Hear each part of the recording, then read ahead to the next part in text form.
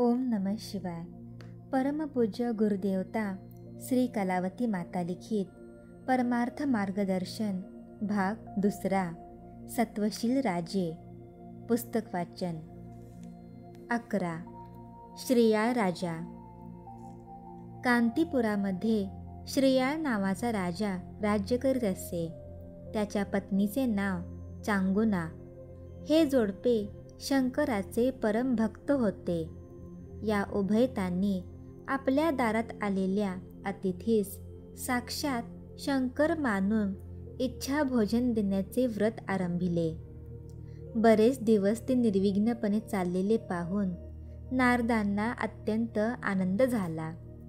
एकदा कैलासाला गेल्यावेळी त्यांनी भगवान शंकराजवळ श्रेयाळाची वाखाणणी केली.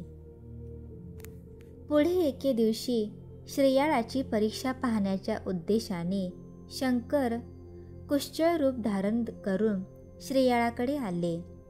प्रथम अंगणात उभे राहून त्यांनी नाना प्रकारची दुष्ट व कठोर वचने बोलून राजाला राग आणण्याचा प्रयत्न केला. त्यानंतर, राजा, तुझी कीर्ती ऐकून मी येथवर आलो आहे. मला फार भूक लागली आहे.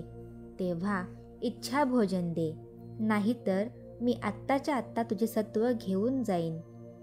असे म्हणून धाडकन ते जमिनीवर पडले. इतक्यात राजा अतिथीजवळ धावत गेला आणि त्याच्या डोळ्यांना पाणी लावून त्यास वारा घालू लागला. तोच अतिथी सावध झाला. त्यावर आत बोलावून नेऊन राजाने त्यास आसनावर बसविले. श्रेयाळ व त्याची पत्नी चांगुना या उभयतांनी त्याची षोडशोपचारे पूजा केली आणि हात जोडून, महाराज, आपण मनामध्ये काही एक किंतु न आणता इच्छा भोजन मागावे अशी विनंती केली. तेव्हा अतिथी म्हणाला, राजा, मला नरमांस पाहिजे आहे, परंतु तू सत्ताधीश पडल्यामुळे त्या जोरावर चोर धारण धरून आणशील तर त्याचे मांस मी खाणार नाही. माझ्यासाठी जरी माणूस विकत घेतलास तरी त्याचे मांस मला चालणार नाही.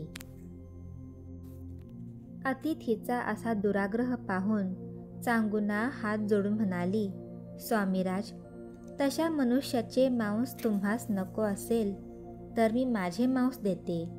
आपण स्वस्थ चित्ताने त्याचे सेवन करावे. त्यावर श्रेयाळ म्हणाला, स्वामी, स्त्रीचे मांस चालत नसेल तर मी माझे मांस अत्यंत आनंदाने देण्यास तयार आहे.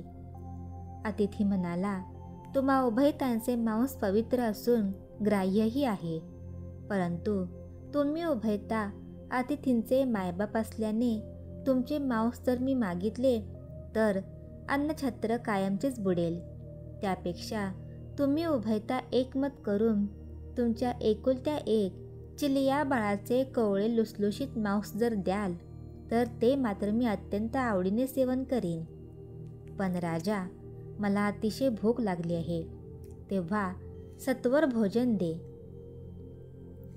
हे अतिथीचे मागणी ऐकताच चांगुनेने खेळायला गेलेल्या आपल्या बालकाला हाक मारिली आणि त्याला अतिथीच्या सन्मुख उभे करून नमस्कार करण्यास सुचविले. तिला उद्देशून अतिथी म्हणाला, चांगुने, पुत्राला आणून माझ्या सन्मुख तू उभे केलेस, पण तुम्ही काय वाघ आहे याला फाडून खायला? खऱ्या मनाने मला भोजन देणार असाल तर याचे मांस शिजवून घाला. मात्र पुत्र मोहाने तुम्हापैकी एकाच्या हे डोळ्यात पाण्याचा थेंब येता कामा नये. किंचित जरी वाईट वाटले तरी मी भोजन करणार नाही. इतकेच नव्हे तर तुमचे सत्वही घेऊन जाईन. तेव्हा त्या सत्वशील जोडप्याने अतिथीचे पाय धरले आणि आपल्या सत्वाचे रक्षण व्हावे याकरिता, तुमची अट आम्हाला मान्य आहे. तुम्ही विनमुख जाऊ नये म्हणून अतिथीस विनंती केली. त्यानंतर चांगुनेने आपले हृदय दगडासारखे कठोर करून मुलाला स्वयंपाकघरात नेले. चिलिया बाळ अगदी लहान 5 वर्षाचा जरी होता तरी मोठा चतुर असल्याने तो म्हणाला, आई, आज माझा देह तू अतिथीस अर्पण करणार आहेस तर माझे भाग्य केवढे मोठे समजायचे. आई, तू तीळ मात्रही खेद न करता अतिथीस तृप्त कर. त्यावर चांगुनेने चिलियाच्या अंगाला तेल लावून त्याला स्नान करून पितांबर नेसविले आणि अलंकार लेवून त्याची आरती केली आणि त्याचे मुख कुरवाळून एक वार चुंबन घेतले. त्यावर परमेश्वराचे स्मरण करून तिने चिलियाचा शिरच्छेद केला. आपल्याला दुसरा पुत्र नसल्याने चिलियाचे कधी शिरकमल तरी पाहता येईल या उद्देशाने ते तिने शिंक्यावर ठेवून दिले व अंगाचे मांस काढून त्याचा पाक केला व ती अतिथीस भोजनास उठवू लागली. तेव्हा अतिथी सर्व साक्षी परमेश्वरच असल्याने चांगुनीस उद्देशून तो म्हणाला, ज्या अर्थी तू पुत्र मोहाने शिर बाजूस ठेविलेस त्या अर्थी मला तुझे भोजन नको, मी चाललो. असे म्हणून अतिथी आसनावरून चटकन उठला. तो श्रेया व चांगुना या उभयतांनी धावत जाऊन अतिथीस विनमुख जाऊ नये म्हणून अनेक प्रकारे विनविले. त्यावेळी अतिथी म्हणाला, चांगुने, सर्व गात्रांमध्ये शिरकमल मुख्य आहे. ते तू लपवून ठेवून मला फक्त शरीर दिलेस. अशा अर्धवट भक्तीने दिलेले भोजन मला नको आहे. त्यावर उभयतांनी क्षमा मागून अतिथीस शांत केले. त्यावर अतिथी म्हणाला, चांगुने, आता तू माझ्या समक्ष ते शिर उकळीत घालून गीत गात कांडले पाहिजेस, तरच मी भोजन करीन. त्यानंतर चांगुनेने त्याप्रमाणे केले आणि भोजन तयार करून अतिथीस वाढले. अतिथी म्हणाला, यजमानास पंक्तीस घेतल्याशिवाय मी एकटा भोजन करणार नाही. हे ऐकताच राजा मोठ्या संकटात पडला. तो चांगुना म्हणाली, प्राणनाथ, 9 महिने ज्याला मी पोटात ठेविले त्याला 4 प्रहर ठेवून घेणे तुम्हाला जड होते काय? आपला चेहरा किंचित जरी उदास दिसला तरी अतिथी निघून जातील आणि आत्तापर्यंत केलेले आपले सारे पुण्यही वाया जाईल. तेव्हा चला उठा, अतिथीची इच्छा पूर्ण करा. हे ऐकताच राजा उठला आणि जाऊन अतिथीच्या पंक्तीस बसला. इतक्यात अतिथी उठून उभा राहिला आणि म्हणाला, मी तुमच्या घरी अन्न घेणार नाही. निपुत्रिकाचे तोंड देखील पाहू नये, मग अन्न तरी कसे घ्यावे? दीपा वाचून घर, नाकाखेरीस तोंड, फळा वाचून वृक्ष, बुबुळाखेरीस डोळे, तद्वत तुम्ही मला वाटता म्हणून मी आता चलतो. हे अतिथीचे भाषण ऐकून श्रेया व चांगुना हात जोडून म्हणाले, महाराज, एकुलता एक पुत्र होता, तो आम्ही तुम्हाला अर्पण केला.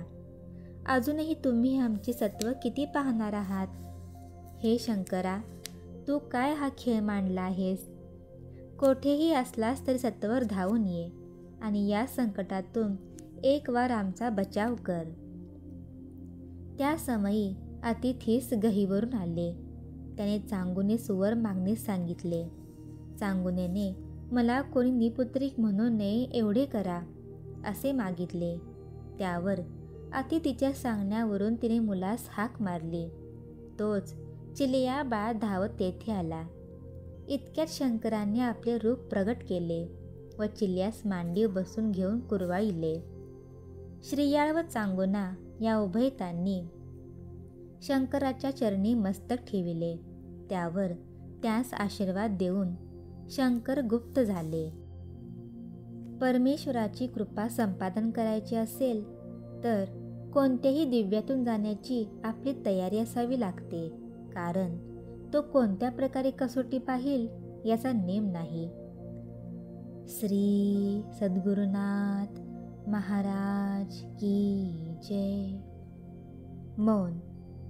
बाहेरचे बोलणे बंद केले म्हणजे आपण मौन असे समजतो, परंतु जोपर्यंत मनाची गडबड दूर झाली नाही तोपर्यंत मौनाचे फळ लाभणार नाही.